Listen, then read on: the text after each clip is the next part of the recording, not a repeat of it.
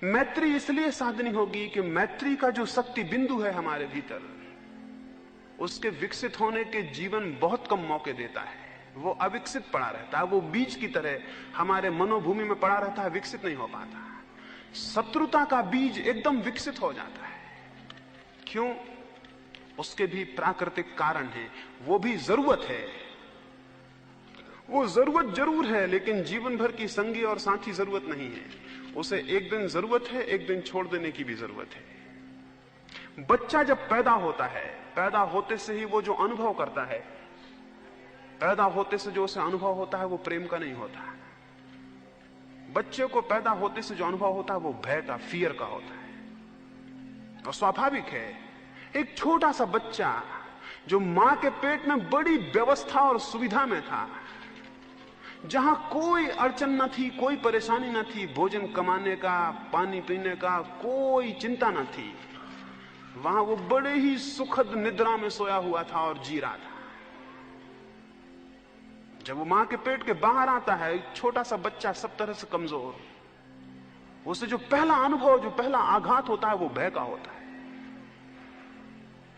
और अगर भय का आघात हो तो जिनको वो देखता है उनके प्रति प्रेम पैदा नहीं होता, उनसे डर पैदा होता, और जिनसे डर पैदा होता उनके प्रति घृणा। इसे नियम समझ लें, भय कभी प्रेम नहीं पैदा करता है। किसी ने अगर कहा हो कि भय के बिना प्रीति नहीं होती, तो बिल्कुल गलत कहा है। भय हो तो प्रीत हो ही नहीं सकती। भय में कभी प्रीत नहीं होती, और ऊपर से प्रीति अगर दिखाई भी जाए तो भीतर अप्रीति होती है। इस दुनिया में जितनी प्रीति हम देखते हैं वो अधिकतर भय पर खड़ी हुई है, और भय पर जो प्रीति खड़ी हुई है वो झूठी है। इसलिए ऊपर से प्रीति रहती है, भीतर से घृणा सरकती रहती है। हम जिन जिन को प्रेम करते हैं उन्हीं को घृणा भी करते हैं, क्योंकि प्रीति ऊपर होती है, घृणा नीचे होती है, क्योंकि हम उनसे भयभीत होते हैं। स्मरण रखें, जो व्यक्ति किसी को भयभीत कर रहा है वो अपने प्रेम पाने के अवसर खो रहा है। अगर पिता अपने पुत्र को भयभीत कर रहा है, वो उसके प्रेम को नहीं पा सकेगा। अगर पति अपनी पत्नी को भयभीत कर रहा है, वो उसके प्रेम को नहीं पा सकेगा। वो प्रेम का अभिनय पा सकता है, प्रेम नहीं पा सकेगा, क्योंकि प्रेम केवल अभय में विकसित होता है, भय में विकसित नहीं होता है। बच्चे का जैसे जन्म होता है वो भय को अनुभव करता है, और इसलिए उसकी शत्रुता के बिंदु तो सक्रिय हो जाते हैं, प्रेम के बिंदु सक्रिय नहीं हो पाते। प्रेम के बिंदु अधिकतर लोगों के जीवन भर बिना सक्रिय हुए ही समाप्त हो जाते हैं, क्योंकि जीवन उनका कोई मौका नहीं देता। जिसे आप प्रेम करके जानते हैं वो भी प्रेम नहीं है, वो भी केवल काम वासना है। वो भी केवल काम वासना है, वो भी प्रेम नहीं है। प्रेम तो केवल साधना से विकसित होता है। इसलिए मैत्री का और प्रेम का हमारे भीतर जो बिंदु है उसे विकसित करना होगा, सारी प्रकृति के खिलाफ विकसित करना होगा, क्योंकि प्रकृति उसे विकसित होने का मौका नहीं देती। जो आप जीवन पाते हैं वो उसे मौका नहीं देता, उसमें केवल शत्रुता विकसित होती है। और जिसको हम मैत्री कहते हैं वो मैत्री केवल औपचारिकता होती है और शिष्टाचार होता है। वो मैत्री केवल एक व्यवस्था होती है शत्रुता से बचने की, शत्रुता को पैदा ना कर लेने की, लेकिन वो मैत्री नहीं होती। मैत्री बड़ी अलग बात है। उस बिंदु को कैसे विकसित करें, कैसे हमारे भीतर मैत्री का भाव पैदा होना शुरू हो, उसका भाव करना होगा। मैत्री का सतत भाव करना होगा। जो भी हमारे चारों तरफ लोग हैं उनके प्रति मैत्री का संदेश भेजना होगा, मैत्री की किरणें भेजनी होंगी, और अपने भीतर उस मैत्री के बिंदु को निरंतर सचेष्ट करना होगा और सक्रिय करना होगा। जब आप नदी के किनारे बैठे हो तो नदी की तरफ प्रेम भेजिए। इसलिए नदी का नाम ले रहा हूं कि किसी आदमी की तरफ प्रेम भेजने में थोड़ी दिक्कत हो सकती है। एक दरख्त के प्रति प्रेम भेजिए, इसलिए दरख्त की बात कह रहा हूं कि एक आदमी की तरफ भेजने में थोड़ी कठिनाई हो सकती है। सबसे पहले प्रकृति की तरफ प्रेम भेजिए। प्रेम का बिंदु सबसे पहले प्रकृति की तरफ विकसित हो सकता है। क्यों? क्योंकि प्रकृति आप पर कोई चोट नहीं कर रही है। पुराने दिनों में अद्भुत लोग थे, सारे जगत के प्रति प्रेम का संदेश भेजते थे। सुबह सूरज उगता था तो हाथ जोड़ कर उसे नमस्कार कर लेते थे और उसे कहते कि धन्य हो और तुम्हारी करुणा अपार है कि तुम हमें प्रकाश देते और तुम हमें रोशनी देते। ये पूजा कोई पैगनिज्म नहीं था, ये पूजा कोई नासमझी नहीं थी, इसमें अर्थ थे, इसमें बड़े अर्थ थे। जो व्यक्ति सूरज के प्रति प्रेम से भर जाता था, जो व्यक्ति नदी को मां कह के प्रेम से भर जाता था, जो जमीन को माता कह के उसके स्मरण से प्रेम से भर जाता था, यह असंभव था कि वह आदमियों के प्रति अप्रेम से भरा हुआ ज्यादा दिन रह जाए। यह असंभव है। अद्भुत लोग थे, उन्होंने सारी प्रकृति की तरफ प्रेम के संदेश भेजे थे और सब तरफ पूजा और प्रेम और भक्ति को विकसित किया था। जरूरत है इसकी, अगर प्रेम का अंकुर भीतर पैदा करना है तो सबसे पहले उसका संदेश प्रकृति की तरफ भेजना होगा। हम तो ऐसे अजीब लोग हैं कि रात पूरा चांद भी ऊपर खड़ा रहेगा और हम नीचे बैठ के ताश खेलते रहेंगे और रमी खेलते रहेंगे और हम हिसाब किताब लगाते रहेंगे कि 1 रुपया हार गए हैं या 1 रुपया जीत गए हैं, और चांद ऊपर खड़ा रहेगा और प्रेम का एक इतना अद्भुत अवसर व्यर्थ हो जाएगा। चांद आपके उस केंद्र को जगा सकता था। अगर चांद के पास 2 क्षण मंत्रमुग्ध बैठ के आपने प्रेम का संदेश भेजा होता तो उसकी किरणों ने आपके भीतर कोई सक्रिय कर दिया होता, कोई तत्व, और आप प्रेम से भर गए होते। चारों तरफ मौके हैं, चारों तरफ मौके हैं। पूरी प्रकृति बहुत अद्भुत चीजों से भरी हुई है, उनके तरफ प्रेम करिए और प्रेम का कोई भी मौका आ जाए उसे खाली मत जाने दीजिए, उसका उपयोग कर लीजिए। उसका उपयोग इसलिए कि अगर रास्ते से आप जा रहे हैं और एक पत्थर पड़ा है तो उसे हटा दीजिए। ये बिल्कुल मुफ्त में मिला हुआ उपयोग है जो आपके जीवन को बदल देगा। ये बिल्कुल सस्ता सा काम है।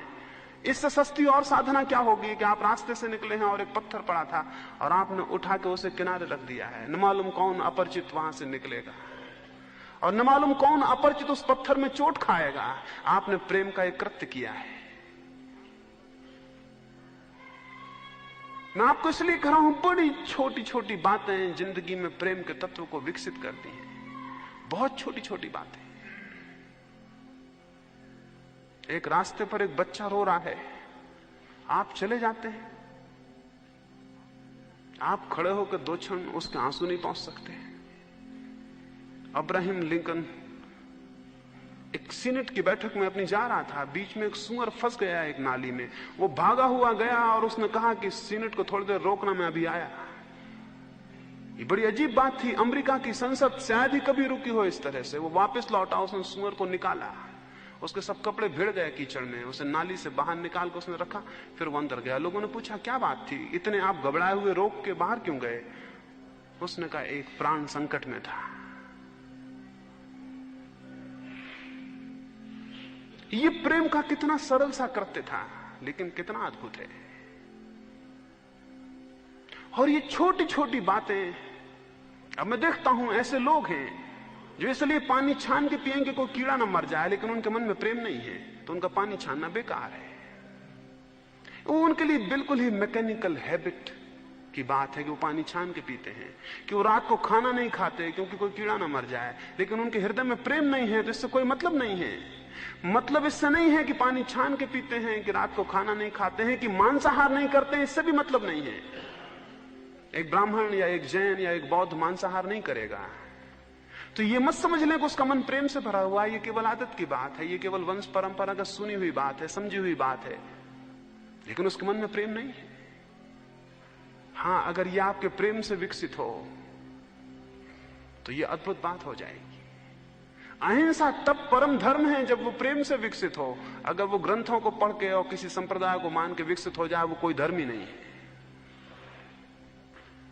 तो जीवन में बड़े छोटे छोटे काम हैं, बड़े छोटे छोटे काम हैं, पर हम भूल ही गए हैं। यानी मैं आपसे ये कहता हूं, जब आप किसी के कंधे पे हाथ रखते हैं तो अपने सारे हृदय के प्रेम को अपने हाथ से उसके पास भेजें। अपने सारे प्राण को, अपने सारे हृदय को उस हाथ में संकलित होने दें और जाने दें, और आप हैरान होंगे वो हाथ जादू हो जाएगा। और जब आप किसी की आंख में झांकते हैं तो अपनी आंखों में अपने सारे हृदय को उड़ेल दें और आप हैरान हो जाएंगे, वो आंखें जादू हो जाएंगी और वे किसी के भीतर कुछ हिला देंगी। न केवल आपका प्रेम जागेगा, बल्कि हो सकता है कि दूसरे के प्रेम जगने के भी आप उपाय और व्यवस्था कर दें।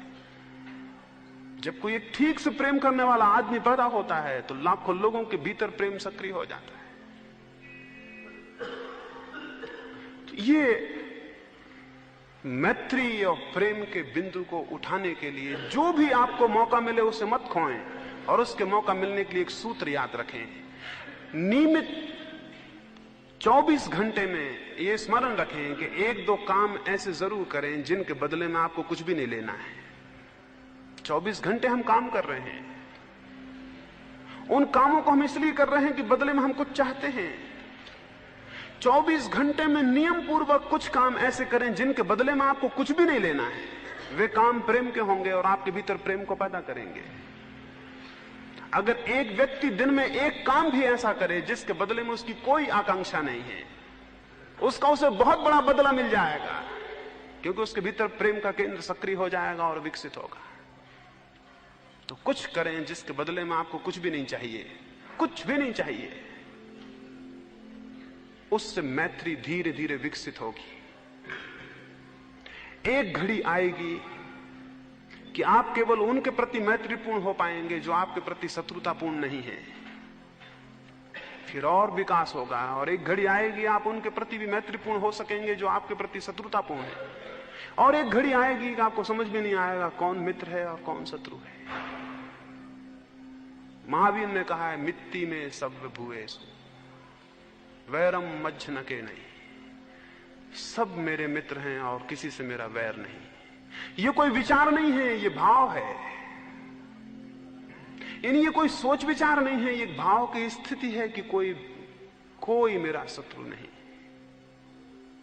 और कोई मेरा शत्रु नहीं ये कब होता है? जब मैं किसी का शत्रु नहीं रह जाता हूं।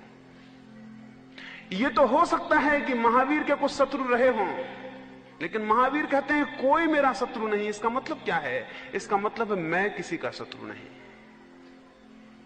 और महावीर कहते हैं मेरा वैर किसी के प्रति नहीं है। कितने आनंद की घटना नहीं घटी होगी। आप एक व्यक्ति को प्रेम कर लेते हैं, कितना आनंद उपलब्ध होता है। और जिस व्यक्ति को सारे जगत को प्रेम करने की संभावना खुल जाती होगी, उसके आनंद का कोई ठिकाना है। ये सौदा महंगा नहीं है, आप खोते कुछ नहीं है और पा बहुत लेते हैं। इसलिए मैं महावीर को, बुद्ध को त्यागी नहीं कहता हूं। इस जगत में सबसे बड़ा भोग उन्हीं लोगों ने किया है। इस जगत में सबसे बड़ा भोग उन्हीं लोगों ने किया है। त्यागी आप हो सकते हैं, वे नहीं। आनंद कितने अपरसीम अनंत द्वार उन्होंने खोले। इस जगत में जो भी श्रेष्ठतम था, जो भी सुंदर था, जो भी शुभ था, सबको उन्होंने पिया और जाना। और आप क्या जान रहे हैं? सिवाय जहर के आप कुछ भी नहीं जान रहे हैं। और उन्होंने अमृत को जाना।